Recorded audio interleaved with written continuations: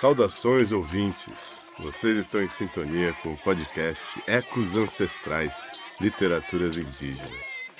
Reflexões, leituras e entrevistas sobre aspectos emergentes da literatura, suas relações com os povos indígenas e seus potenciais de transformação. Eu sou o Bruno Franks, proponente deste projeto e seu guia por entre os rios, florestas e lavrados das narrativas encantadas. Em plena era das catástrofes, emergem das margens, periferias e frestas do decadente império antropocênico os potentes ecos ancestrais. São as literaturas indígenas que, com a competência estilística e sabedoria ancestral, ocupam os territórios literários com suas narrativas insurgentes. Partimos das literaturas de emergência como eixo dos nossos encontros com autores e autoras das literaturas indígenas, destacando em cada episódio um dos pressupostos fundamentais da LDE. No episódio de hoje, estaremos com a Daya Roraima, e nossa conversa irá girar em torno das perspectivas críticas. Daya é roraimense, artista, ativista, professora, pesquisadora do curso de Artes Visuais da Universidade Federal de Roraima. Possui graduação em Artes Plásticas pela UFAM e Psicologia pela Universidade Milton Lins, também do Amazonas. A partir da graduação de Artes, iniciou trabalhos com a temática indígena, tema que vem perpassando não apenas pela sua trajetória artística, como na vida profissional acadêmica. Em 2022, finalizou o doutorado no Instituto de Artes da Unesp, com a temática Vovó Barro, Kogonon, Cerâmica Macuxi em terras de Macunaíma, Roraima. Em 2018, o mestrado no PPG-SOF do FRR, com a dissertação intitulada Arte Indígena, Miçangas na Cultura Iekuana. Sua produção artística é constituída a partir da vivência local, onde utiliza os elementos da natureza e grafismos enquanto marco principal de suas obras. Dentre as linguagens utilizadas pela artista estão as pinturas corporais, consumo de jenipapo, pintura em tela e em murais, foto-performance, performance e cerâmica. Salve, salve, Daya! Estamos honrados com sua participação aqui no Ecos Ancestrais. Seja muito bem-vinda e fique à vontade. Eu que agradeço a esse convite tão especial para a gente debater temas tão importantes, né, como a nossa Amazônia. Eu que agradeço demais. Muito obrigada, Bruno. Legal, feliz de estar com você aqui. Bom, talvez o ouvinte que acompanha Vozes da Amazônia esteja se perguntando qual a relação dessa grande artista roraimense com as literaturas indígenas. Vamos ouvir direto dela, mas já adianto que literatura não é só o que se publica em livros. Assim como o Brasil não foi descoberto, foi invadido, a literatura também não chegou pela primeira vez aqui com os europeus. Daya, como você relacionaria as literaturas indígenas às artes ancestrais que você pesquisa e produz? Então, é muito legal isso que você traz, né, de que a literatura ela começa bem antes, né? Inclusive, eu acho que já devem até ter discutido por aqui, né, que nas pedras. Né? Então, a partir dessa literatura ancestral que a gente tem eu diria assim, uma impulsão, uma vontade, uma motivação de continuar trazendo elementos milenares desses nossos ancestrais, hoje sim, também agora com a escrita e também por meio da oralidade, né? Nas comunidades a gente começa muito com as histórias e particularmente hoje é possível, né, aqui eu trago a escrita, a literatura através de dissertação, artigos e tese, e que vejo ser muito promissora poder trazer assuntos que antes estavam nessa literatura oral, né, que estava só na oralidade, e agora ela pode perpetuar, repassar, e não ficar mais ali guardada, ou talvez até se perder, né, como muitas coisas foram perdidas. Com certeza, né? Trabalho de tradução, né, para a sociedade circundante, ocidental, né, para que possa ter a oportunidade de ouvir esses ensinamentos também, né, presente nas narrativas dos povos originários, dos povos indígenas. Isso inclui também Isso. a música, né? Você poderia falar um pouco do Parixara? Isso, eu acho que eu posso até iniciar cantando um pouquinho, pode ser? Uau, claro! Que legal. Então vamos lá, ouvir um pouquinho da Voz Macuxê. Vou cantar um que é bem popular, a gente canta muito em aberturas de eventos, tanto nas comunidades quanto na Grande Maloca, que a gente chama, que é Boa Vista, né? Uhum. E ele diz mais ou menos assim: Chiu, chiu, taô, Paris, Guamoré, chiu, chiu, taô, Paris, Guamoré, chiu, chiu, taô, Paris, Guamoré, chiu, chiu, taô, Paris, Guamoré, na boa, Paris, Guamoré, na boa, Parigua, Moré, Chiu, Chiu, Taoi, Parigua, Moré. Ah, que lindo. É uma delícia. A gente aqui é incrível que a gente canta músicas sempre parecidas, mas sempre dá uma vibração boa, uma alegria. São as vozes dos ancestrais mesmo, que Nossa, ecoam, né? arrepia, é muito Dá forte, arrepio. É energizante. Que Eu bom, sempre faço isso e eu mesma me arrepio sempre também. É muito lindo.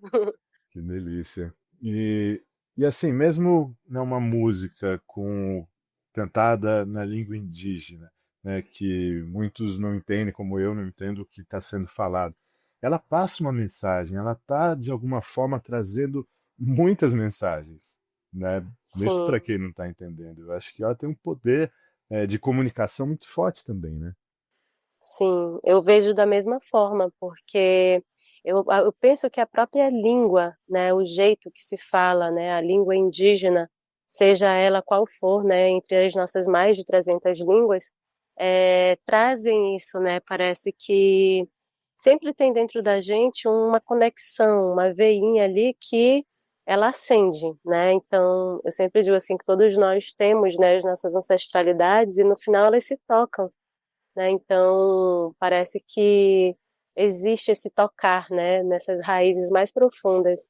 E é assim que eu vejo também, compartilha do teu mesmo pensamento, né? Quando a gente canta, escuta, até mesmo o som do chocalho, né, o jeito que se toca o chocalho, ele já é também muito... O chocalho que eu toquei aqui é de uma semente chamada kiwei, é uma semente pajé, e ele é muito utilizado, muito antigo, e ele também tem essa força, né, da própria natureza, né, da própria planta pajé que eu acho que faz essa conexão se aprofundar. É, tem uma conversa na rede do Krenak com o Viveiros de Castro que eles Sim, comparam o maracá com um acelerador de partículas, né, que abre portais cósmicos de conexão. sim, eu vi essa entrevista, é muito legal, é isso mesmo, Que massa. é isso. E o barro, que você trabalha bastante, a vovó Barro, né? Ela também tem Isso. muitas narrativas ali, também tem alguma coisa de literatura que perpassa o barro. Como que seria isso? Sim, sim, tem muita. A Vovó Barro hoje tem sido um meio que tem feito assim de uma forma mais fácil, digamos, né, de entender o mundo cosmológico indígena, principalmente do Macuxi, mas a partir, né, desse povo, a gente também começa a compreender a cultura de vários povos pelo próprio pensamento de como que se vê essa relação com a natureza. E aí, nesse caso, a gente vem com esse super ser, que é a Vovó Barro, e é muito tocante falar sobre isso, porque é a mãe Terra, né? É a mãe de todos. A gente está no planeta Terra, então é sempre muito profundo falar da Vovó Barro. Uhum. E a Vovó Barro, ela ensina muito nessas literaturas, né? Porque o que que é a Vovó Barro? É esse ser que é gente, como a gente também próprio Viveiro de Castros fala, né? Sobre essa relação de que tudo é gente, né? Pedra é gente, serra é gente, planta é gente, animal é gente. Uhum. Então a terra, o barro é gente, que é a vovó Barro. Mas ela é muito, muito, muito poderosa. Então ela mexe com toda a cultura, principalmente das ceramistas macuxi. Como, por exemplo, para a gente ir buscar o barro, a gente tem vários rituais, né? Dentre eles, as anciãs mais velhas vão na frente, falando na língua originária, dizendo que está chegando, pedindo permissão. Se levar alguém diferente, diz que está levando esse alguém. E tem que levar peixe para vovó Barro, comida, Como tá tabaco. visitar alguém mesmo, assim, né? Isso, Apresenta aí pessoa nova, leva alguma isso. coisa. É isso. E aí você segue esses rituais e isso interfere em todo esse cotidiano, né? E quando você vai fazer a panela de barro também, não pode estar menstruada, não pode estar de luto, não pode estar triste. E a gente vê essa forma de relação que existe com a vovó Barro, ela existe também com tantas outras coisas, né? Com plantas, como o genipapo também. Só que o genipapo ele é mais tranquilo, tipo, a vovó Barro, se você não segue essas regras, você fica doente, suas mãos ficam inchadas, e de fato acontecem muitas coisas. Então, a gente está trabalhando ali com um mundo invisível. E eu acho legal isso, né? Que a literatura ela traz para o visível o invisível. A gente, quando começa a ler, a ouvir, né, a vivenciar tudo isso, a gente vai entendendo esse mundo invisível, porque ele vai aparecendo no nosso próprio corpo, né? Então, através, né, de coisas que acontecem quando a gente se relaciona com esses seres, né? Então, é muito bonito, por exemplo, através da tese, né, que foi uma pesquisa essa pesquisa iniciou muito antes de ter entrado no doutorado, né? Hum. E aqui na Raposa 1, que é um dos polos de maior produção cerâmica aqui do estado, lembrando que o nosso barro aqui de Roraima é um dos melhores do Brasil, reconhecido, né, pela Maria do Barro, que é uma grande ceramista, e, e que antes mesmo de iniciar a pesquisa, esse contato com as ceramistas já tinha uma oralidade, já tinha um saber mínimo, né? E aí, quando vem a pesquisa, quando a gente quer escrever algo que seja tão real, né? Porque é muito legal isso da literatura. O jeito que você pensa em escrever ou narrar um fato, como trazer isso, aproximar isso do leitor, né? E eu vejo essa pesquisa com a Vovó Barro algo nesse sentido, de se fazer entender ainda mais esse atual modo de vida hoje ali da raposa, né, do povo macuxi. Que legal. E ao fazer isso, além de promover outros olhares para as culturas indígenas em geral, para Macuxi em específico, promove uma esperança de que há diversas alternativas a esse modelo destrutivo da sociedade que a gente vive, né? Por isso que eu acho que Sim, mesmo sem ter um texto diretamente que ataque essa sociedade ou o modo de vida, mas ao mostrar essas narrativas ancestrais, esses fazeres, essa sacralidade das relações, né, já está estimulando a possibilidade de outros mundos. isso. E é isso que a gente percebe quando a gente está na comunidade e recebe pessoas de vários lugares do mundo, inclusive, porque lá é um lugar que adotou o ecoturismo. Então, vão muitas pessoas, vão muitos grupos, e é do mundo todo mesmo, né? Visitar a comunidade. E a partir desse contato com o barro, que é uma das visitas que se faz pela comunidade, acontece justamente isso que você falou, né? É uma espécie até de um compadecimento, sabe? Tipo assim, é uma entrega de si para a terra, de pensar, eu sou também natureza, eu também me alimento dessa terra, o quanto essa terra é sagrada, porque existe esse pensamento dúbio, assim, né? A Uhum. terra, vovó Barro, e a terra, a terra que nasce tudo dela, né? As plantas, o nosso alimento, o alimento dos bichos, a terra que purifica a água que a gente bebe, né? Então, eu percebo que quando as pessoas têm esse contato com essa literatura, com esses pensamentos, isso se expande, né? E se desdobra para si mesmo, para essa relação de si com o mundo, com o planeta, com a água, com a terra, com a natureza e, sobretudo, esse respeito, porque a primeira coisa que se fala muito, tanto nas escritas sobre Baba Barro quanto a vivência mesmo local, É isso. A primeira coisa é respeito à natureza, porque tudo se respeita demais. Tudo que se faz se pede permissão. Se pede permissão para pegar barro, se pede permissão para coletar o genipapo, se pede permissão para pegar urucum, se pede permissão para plantar uma roça, se pede permissão para coletar palha, para fazer o telhado de palha. E essa permissão é uma forma de dizer que se importa, né, com a natureza. Respeito, né? Se colocar no lugar do outro, mostrar humildade, mostrar que se colocar no mesmo nível, não achar que é diferente, que é mais, né? Um destaque. Eu vou aproveitar essa Isso. deixa de pedir licença, vou pedir licença também aqui para eu falar um pouquinho do eixo de fundo do episódio de hoje, que é o colapso ambiental e civilizatório. Eu escrevi um poema especialmente para esse episódio. Posso? Ah, que delícia! Vamos degustar, claro. Então, e começa justamente pedindo licença. Peço licença, licença para abrir futuros, porque a arte tem esse dom. Porque hoje o que nos guia é um chamado, um grito desesperado, um sopro urgente que se veste de vendaval. Krenak aponta as catástrofes ambientais como vozes da Pachamama, que nos grita com veemência: parem agora, imediatamente.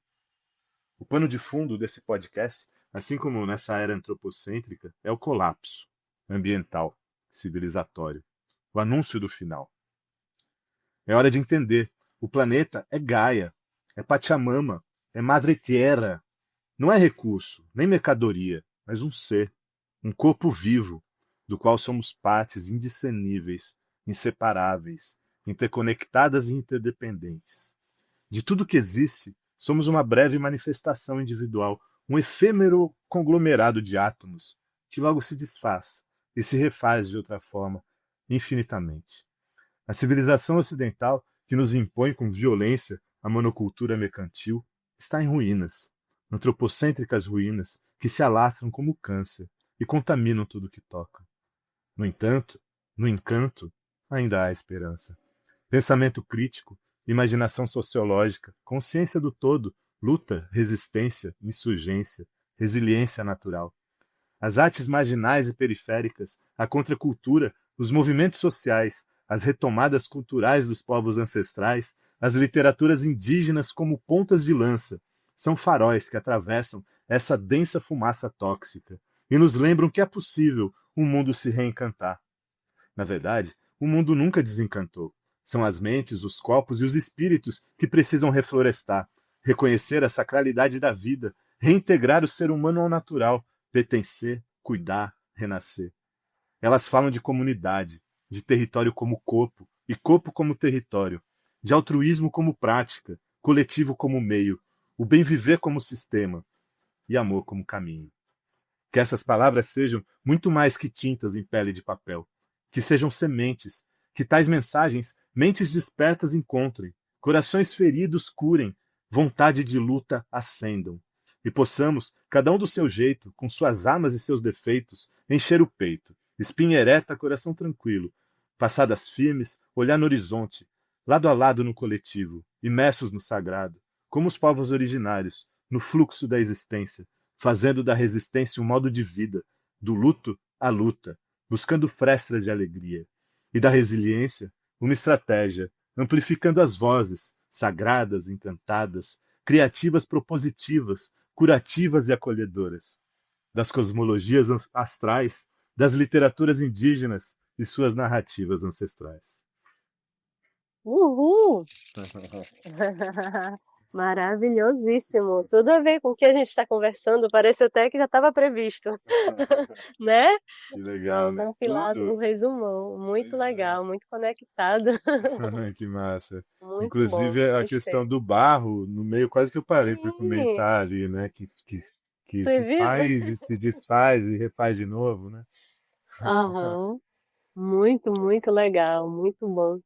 E é isso mesmo, e faz me refletir até um pouco isso, né, essa reflexão desse colapso sobre o garimpo, né, que a gente está enfrentando aqui, e em questão do próprio barro, né, que já que a gente está falando da vovó Barro, da Kogono, é, teve um episódio, né, de que uma das ceramistas foi no garimpo para brigar mesmo, né, porque mexeram bem no local onde tinha a vovó Barro, né, então isso tudo é muito sagrado, né, Uhum. e existe esse colapso entre quem não liga de forma alguma para a terra e esse respeito que a gente acabou de dizer, né, e do outro lado quem liga e quem chora e quem sofre, quem entende, né, o que é de fato que a terra representa para a gente, que é vida, né? Eu não consigo entender a lógica de quem não cuida da terra, de que sem ela não se vive. Eu não consigo entender de como é que as pessoas pensam que se jogam coisas dentro da água, o que vai se beber depois? Quando ela bebe água todo dia, ela não pensa que se ela está poluindo, se ela está contribuindo para que os rios, né, se acabem, que se os peixes se contaminem. Ela não pensa em si mesma, sabe? É. E é um pensamento antigo, eu não consigo entender essa lógica. Acho que essas E pessoas vivem aí, dentro das bolhas delas, elas acham que para fora dessas bolhas não precisa se preocupar, é tudo fora do espaço delas. E o pensamento curto, né? Que acaba não vendo que tudo volta, né? sim, não dá para entender, porque o rio corre, ninguém tem como represar um rio sadio, né? Um rio que tem a água limpa, ele corre, então não tem como eu colocar um pedaço do rio numa bolha, sabe assim? Não tem como É, eles eu põem separar um numa pedaço de garrafa, terra, né, e aí no frigobar e acha que está garantido. Põe algumas ali no dispensa e acha que vai né? conseguir sobreviver ao fim do mundo nos bunkers que eles estão construindo. Eu fico muito pensando nisso, assim, sabe, de uma forma que às vezes dói o peito, né? Ah, Porque foi muito vai todo mundo para o mesmo lugar, bom. por causa de poucos até, né? Mas deixa eu Mas enfim, eu acho aproveitar, que. desculpa, Aham. aproveitar deixa que você Pode falou seguir. do garimpo e do barro. Você recentemente inaugurou uma escultura na Praça Central do Centro Cívico de Sim, Boa Vista, do sim, lado da estátua do garimpeiro, colocou lá a vovó Barro. sim. Conta pra gente. Isso mesmo. Muito, muito Ai, forte. gente, que emoção, que emoção. Primeira vez que eu tô falando disso, assim, numa entrevista. Que legal. Então conta pra gente. Ai, me arrepio aqui. Então, a gente sempre tem debatido sobre a ausência de obras públicas que tragam um pouco mais sobre os nossos povos originários, né? Aqui em Roraima nós temos pelo menos 11 povos e tendo essa aproximação tanto com a cerâmica quanto com a cultura macuxi, ceramista da Raposa, houve esse convite para mim, para mais três artistas, de fazermos uma obra pública. E eu já sonhava muito com essa obra. E, na verdade, eu sonhava em auxiliar, fazer uma maior lá na Raposa, né? Junto com as ceramistas, que ainda está também em voga, né? Eu acredito que vai sair. Ah, que Mas legal. daí, quando surgiu o convite, eu disse: a hora é agora, eu vou fazer e vou ver se é possível ficar no espaço público real, né? Que é a praça e aí me desafiei, por que não na Praça do Centro Cívico, por que não ali com outra grande obra, né, que é o Garimpeiro, querendo ou não, ele é uma grande obra, né, é um marco histórico aqui na cidade, Uhum, mas aí sim também para pensar nesse contraponto, né, uhum, e aí um dia alguém me falou assim, que ela não é em questão de tamanho maior que o garimpeiro, mas ela é muito maior que o garimpeiro. muito Eu achei maior. isso tão, né? Eu achei isso muito lindo. E aí essa reflexão, né? E depois eu parei para olhar melhor a obra e vão acontecendo coisas do inconsciente mesmo na hora da criação. O garimpeiro tá ali segurando, né? Não é peneira, tem um nome que eu não lembro agora. Uhum. E a Guardiã do Barro, que é o nome da obra, também está segurando a panelinha de barro dela. É, E aí depois eu pensei, nossa, olha só que legal, né? uhum, Então é muito bom ver que existe essa possibilidade dessa reflexão de pensar sobre a nossa cultura local, sobre o barro, porque é uma forma de pensar sobre a terra, do jeito que a gente iniciou falando, da terra como um todo, né? O barro, ele é o início da conversa. E a gente chega nesse lugar onde a gente vem da terra, porque tudo que a gente se alimenta vem da terra, e é para ela que a gente vai voltar, né? uhum. E Barro ao barro. aí, do barro ao barro, né? Aham. E aí tem sido muito fofo, assim, as pessoas irem para lá, ficarem paradas mesmo em frente à obra, e ela causa isso, sabe, uma reflexão, porque o jeitinho que ela tá, ela parece gente mesmo também, né? Sim. É tão E eu bonito, porque tô. ela é delicada, ela é bonita, e ela não ataca ninguém, ela não está ali apontando Não. o dedo pro garimpeiro. Mas ela traz É, tudo isso, né? Ela é um grande de um protesto ali também, né? isso, e é isso que eu fiquei pensando, assim, que é porque eu sou muito da paz, sabe? Eu acredito que a gente consiga reverter as coisas na paz. Então, é isso que você falou, não preciso apontar o dedo para eu falar algo tão importante.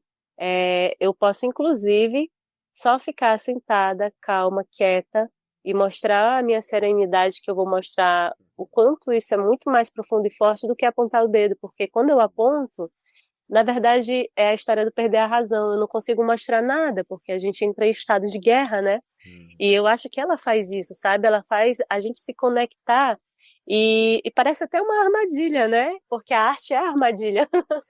Quando tu vê, tu já tá capturado. Quando tu vê, tu já olha pro garimpeiro e por si só tu já reflete, né? O É. que que é mais, né? O que que é tudo isso? Então, foi bem legal, por exemplo, a gente, no dia da inauguração, dançou todo mundo Parixara junto, né? Ah, Inclusive os militares, né, que tem um também vídeo, apoiaram, a gente vai sim, colocar o link desse vídeo aqui na descrição do podcast, tá? sim, foi muito bonito, assim, porque é isso, no final todo mundo tem a sua humanidade, sim, e eu acho que a forma de se abordar as coisas é que a gente consegue, sim, modificar pensamentos, modificar hábitos e trazer essas transformações tão necessárias, sabe? Eu acho que é uma forma de braveza, porque também é uma forma de inteligência, né, de saber lidar com isso e ir plantando essa sementinha de outra forma, né, e não ir apontando. Então, eu vejo muito isso nessa obra, lá do lado do garimpeiro, sabe, assim? E Hum. também eu tenho alguns pensamentos sobre o garimpo, né, tipo, esse garimpeiro, por exemplo, para mim, ele representa aquele garimpeiro que nunca vai ficar rico, que nunca ficou, sabe? E me dá até assim uma dor no coração. Ele não representa o grande empresáriozão lá que tá ganhando a grana. Quem é que ganha? Uhum. Quem é que tá? Não são os pobres coitados dos garimpeiros que estão lá. Eu visitei o garimpo uma vez e assim, nossa, dá vontade de chorar na comunidade mesmo, né? Então, tu vê lá as pessoas no sol quente, nossa, bebendo sei lá que água, comendo não sei o que também. Parece assim o meio de um deserto, sabe? É. E é muito triste. E aí tu saber que eles estão lá que nem tatu, como diz o Davi Copenaua, né? Cavando, cavando, cavando. Mas para quem é que vai o que eles estão cavando? Não é para eles, sabe? É. Enfim, é bem complexo, né? Sim, com certeza. Inclusive, devido às diversas restrições de manutenção da vida de diversas comunidades pela Amazônia, quando aperta e aparece a oportunidade até de trabalhar no garimpo, muitos acabam indo, né? Sim, porque o falso pensamento, né, de estar no mundo capitalista, de ter um dinheiro, mas é tudo uma grande ilusão, né? E para mim eu vejo isso mais uma vez, eu até correlaciono, né, com a catequização, sabe, com a invasão, sabe, assim, as trocas ainda. Antes era o espelho, agora é o ouro, mas é uma ilusão porque enfim, não se atingiu ainda o pensamento da devastação que aquilo vai trazer para a própria terra, né, do povo. Eu acho que E aí existe um. aos poucos está vindo essa consciência, né? Eu acho que cada vez mais pessoas estão entendendo essa conectividade entre tudo, né? Entre todos os seres, todas as coisas, as montanhas, os rios, né? Até os seres invisíveis, as entidades que a gente não vê. Sim, Inclusive a literatura, desculpe, as artes indígenas têm um papel muito grande aí também, nessa sutileza que você estava sim, falando, né? De sim, mostrar esses outros mundos, essas outras formas de se relacionar, valorizando tudo isso. Porque uma vez que isso está bem valorizado para os próprios indígenas também, eles tendo mais fortalecido, eles vão defender mais, né, também o território sim, deles. E eu acho que isso tem acontecido de uma maneira tão bonita e se expandindo tanto ultimamente, sim, que muitas pessoas têm buscado, né, nas suas origens, seus antepassados, ancestrais, as suas identidades indígenas, né, e se reconhecendo, se autodeclarando indígenas. Na literatura a gente tem diversos casos assim de histórias lindas de retomada, né, de valorização da autoestima e dizer com orgulho, né, que a partir de agora eu me reconheço, eu sou indígena de tal etnia. E aí queria sim, te perguntar, você costuma se apresentar como ativista, né? Alguém que usa a arte e a pesquisa em prol das causas indígenas. Mas você é daí de Roraima e você é imersa nessa cultura. Como que é essa questão para você? Então, eu sou mais uma dessas pessoas que já passou por várias crises de identidade, mas também me auto-reconheço indígena. E quando a gente para pensar sobre as nossas ancestralidades, não tem como, eu caio na história como muitos caíram, né, de que o apagamento que houve foi tão grande que a minha própria família negou e nega até hoje suas origens. E aí isso dificulta, por exemplo, eu buscar a verdadeira raiz, né? Tipo, eu quero saber qual é o povo que eu pertenço, porque eu sei que é do Amazonas, o meu povo ancestral mesmo, de DNA, digamos assim, porque culturalmente eu sou macuxi, a minha vivência macuxi é desde criança. Eu nasci aqui em Roraima, vivo com o povo macuxi, tenho um nome batizado, na Raposa me adotaram, né? E depois eu vou falar um pouco melhor sobre essa parte, mas de ancestralidade eu tenho e eu me vejo no espelho. Eu não sou branca.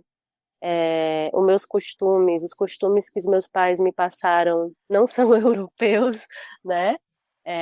E aí é onde eu olho para mim e eu tenho que sim que mudar essa história. Eu não vou continuar negando as minhas origens. Eu poderia ser mais uma que diria, não, eu não sou indígena e continuar errando, eu diria até, né? Apagando, né? E eu não quero apagar, eu quero estar no meio desses que estão reavivendo, né?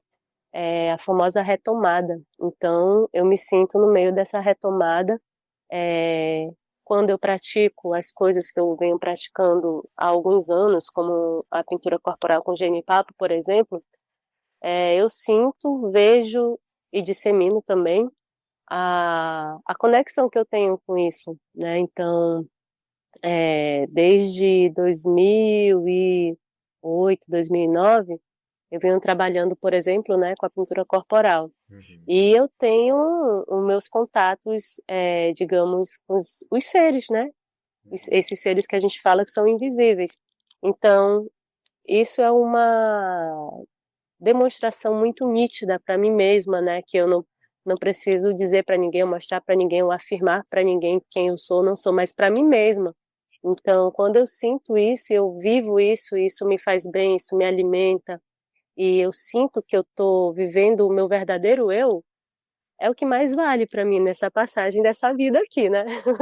Com certeza. Então, Mas você, como artista, muita gente se inspira em você. De repente, você contando sim, mais dessa sua trajetória de retomada pode inspirar e estimular que outras pessoas também façam, né? isso acontece através do Genipapo, porque eu tenho ido para muitos lugares no Brasil todo, inclusive, assim, eu recebo muitos convites para falar sobre o Genipapo, levar oficina, fazer palestra, e geralmente eu inicio falando isso.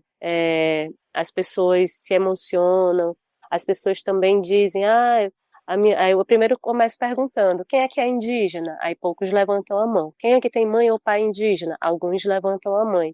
Quem tem avô, bisavô? Aí vários levantam as mãos. Aí eu digo, então todos aqui são indígenas, gente. É difícil, eu sei que é difícil, eu passo por isso. Aí eu falo um pouco da minha história, dos meus pensamentos, das minhas crises, né, de identidade. Mas eu sei que no passado massacraram os meus parentes lá, ancestrais.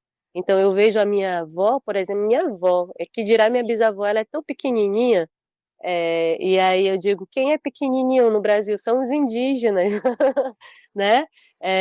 Eu vejo a família da parte de pai, a pele morena, o cabelo liso, essa coisa bem ribeirinha de peixe, farinha, buriti, e eu vivo isso, eu sou isso é da onde?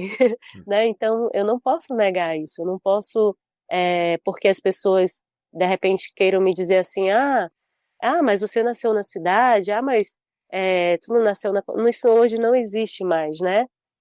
Existe um pensamento que é justamente essa retomada, por quê? Porque a gente agora está um pouco até cansado de saber sobre a nossa invasão, sobre os massacres, e que tiraram, né, os povos das suas terras, e quantas pessoas nascem na cidade, quantas pessoas mudaram de cidade, quantos indígenas mudaram até de povos, ou se casaram com outros povos, e tá tudo bem também, né? A miscigenação, o Brasil é uma grande miscigenação hoje em dia, mas isso não invalida, isso não quer dizer que tu deixou de ser indígena, isso não quer dizer que no teu cotidiano tu pratica, sim, muitas coisas que são, sim, dos teus antepassados, mas esse apagamento é algo que a gente está querendo tirar, né? Tirar essa terra de cima, cavucar, e eu, como muitas pessoas aí, cavucando mesmo para encontrar essa raiz.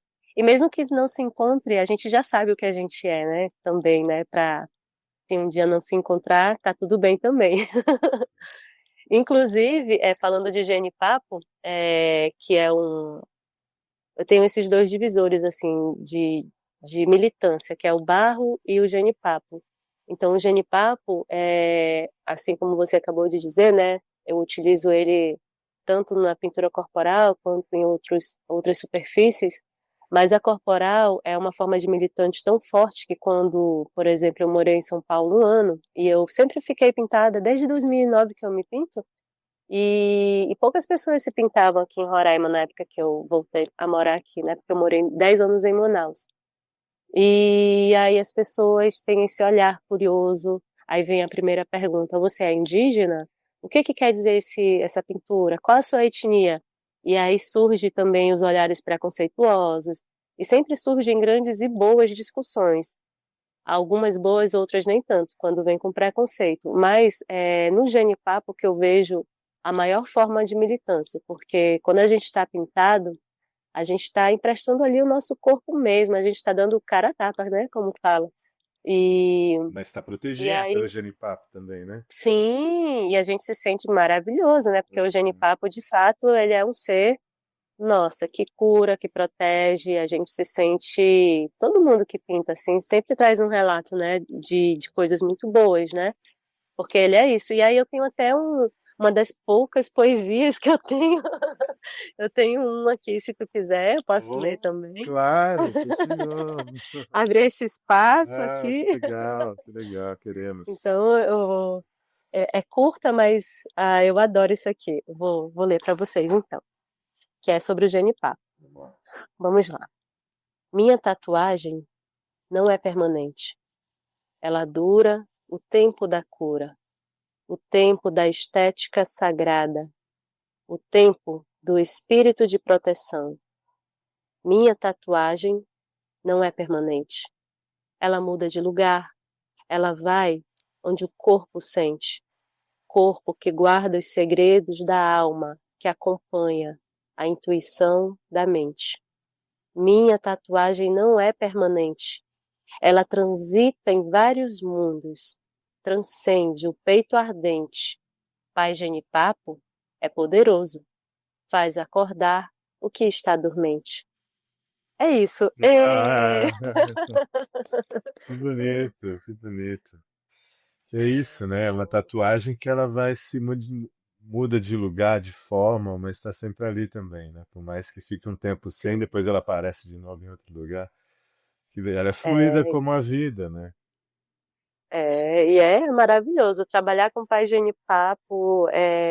A última viagem que eu fiz agora para Petrolina e São Paulo, nossa, foi assim, eram 2 oficinas por semana aí pelo Brasilzão. E lá em Petrolina, eu fui aqui com a companhia de teatro, né, com a peça Gotas de Saberes e o grupo Baquetá, que eles estão justamente com um projeto que fala sobre a ancestralidade afro-indígena.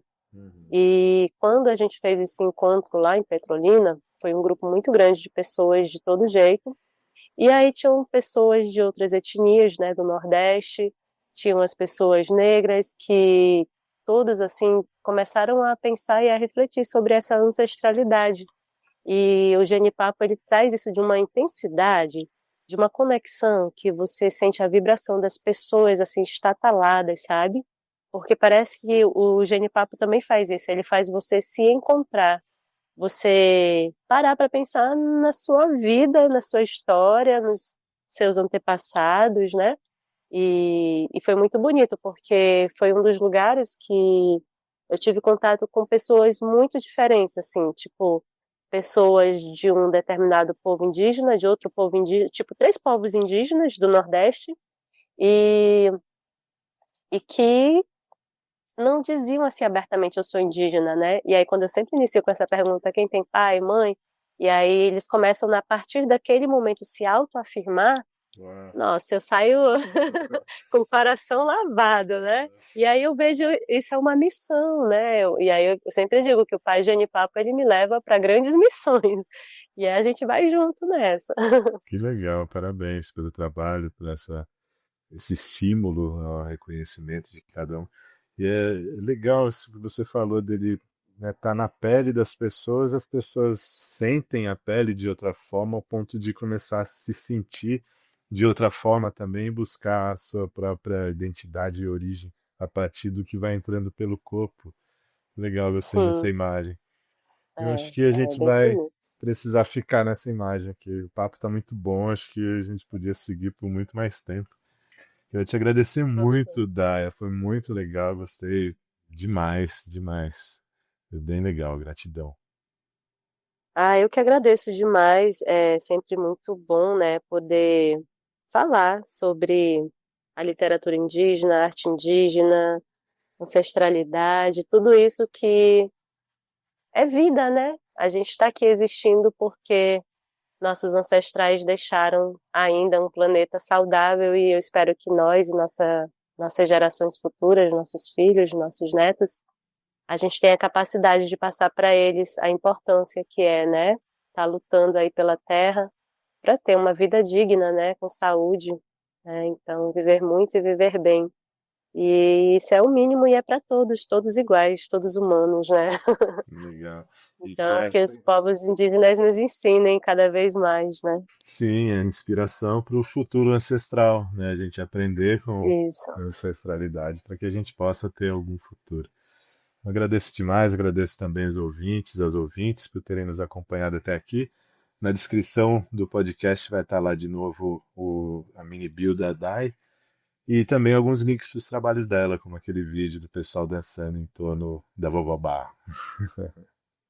Obrigada, gente, e sucesso, muito sucesso, Bruno. Bruno, tá lindo o teu trabalho aqui, muito importante. Valeu, obrigado, seguimos. Tchau. Um abraço, tchau, tchau.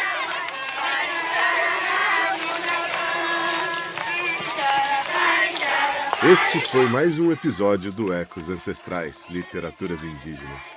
Siga o podcast na sua plataforma preferida, compartilhe com quem você acha que gostaria ou deveria ouvir essas vozes e continue caminhando conosco por entre as trilhas das palavras encantadas.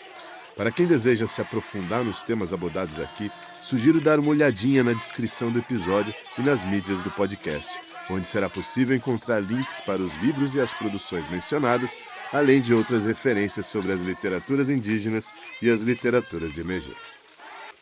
Este projeto foi realizado através da Fundação Municipal de Educação, Turismo, Esporte e Cultura da Prefeitura de Boa Vista, capital de Roraima, com apoio da Lei Paulo Gustavo, do Ministério da Cultura e Governo Federal.